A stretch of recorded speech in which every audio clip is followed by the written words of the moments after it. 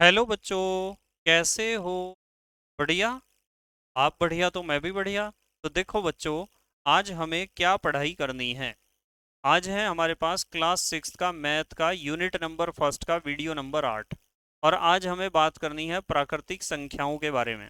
तो सबसे पहले बात करते हैं प्राकृतिक संख्याएं या नेचुरल नंबर्स का क्या मतलब होता है। बहुत इंपॉर्टेंट क्वेश्चन है। आपको पता है कि जब हम वस्तुओं को गिनते हैं ना, तो वस्तुओं को गिनना जब भी शुरू करते हैं तो एक से शुरू करते हैं, एक दो तीन चार पाँच छः। तो वस्तुओं को गिनने के लिए जिन संख्याओं का प्रयोग किया जाता है उन्हें हम कहते हैं प्राकृतिक संख्याएं। ठीक है। तो यहाँ परिभाषा देखो। वस्तुओं को गिनने के लिए प्रयोग की जाने वाली संख्याओं को प्राकृतिक संख्याएं कहते हैं। जैसे एक दो तीन चार पाँच छः सात आठ नौ 10 11 12 जितनी भी संख्याएं वस्तुओं को गिनने में प्रयोग की जाती हैं उन संख्याओं को हम कहते हैं प्राकृतिक संख्या। आपको एक चीज ये ध्यान रखनी बेटे कि प्राकृतिक संख्या जीरो से प्रारंभ नहीं होती। जब भी आप वस्तुओं को गिनते हो तो ऐसे थोड़ा ही गिनते हो, जीरो एक दो तीन चार पाँच छः ऐसे थोड़ा ही गिनते हो। जीरो से तो आप स्टार्ट ही नहीं करते हो। वस्तुओं को गिनोगे तो एक से ही तो गिनोगे। एक दो तीन चार पाँच छः सात आठ नौ 10 11 12 13। इसका मतलब वस्तुओं को गिनना जब भी हम शुरू करते हैं तो एक से ही स्टार्ट करते हैं। ठीक है। तो यदि कोई आपसे पूछता है सबसे छोटी प्राकृतिक संख्या बताओ तो आपको एक ही बतानी है। अब आते हैं अगले नंबर पर। प्राकृतिक संख्याओं का संख्या रेखा पर प्रदर्शन।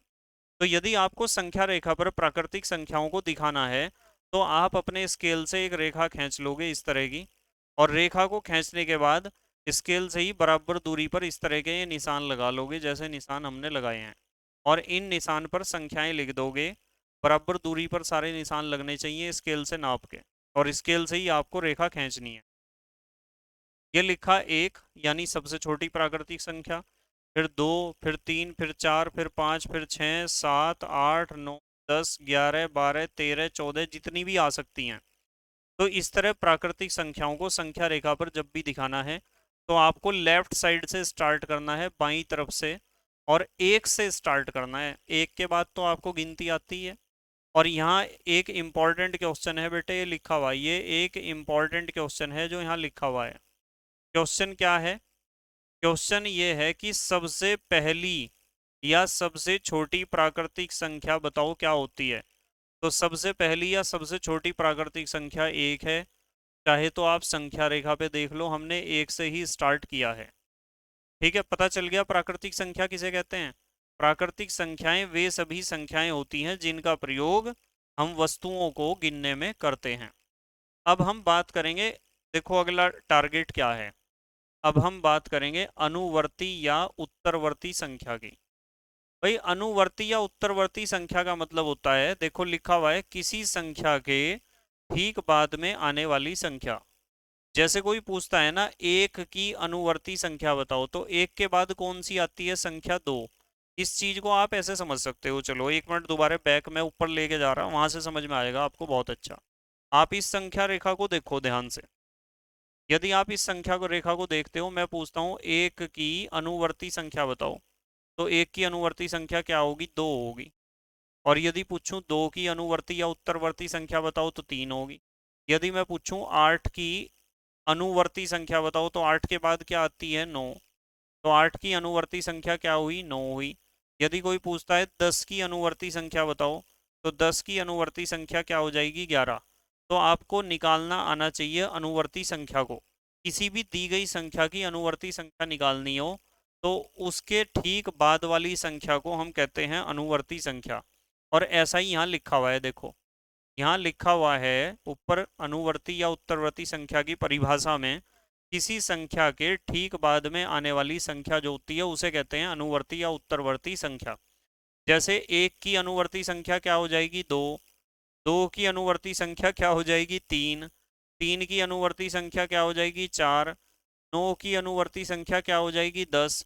और 20 की अनुवर्ती संख्या क्या हो जाएगी? 21। तो आपको जो भी संख्या दे रखी है उस संख्या के ठीक बाद वाली संख्या को आपको देखना है कि उसके बाद कौन सी संख्या आती है।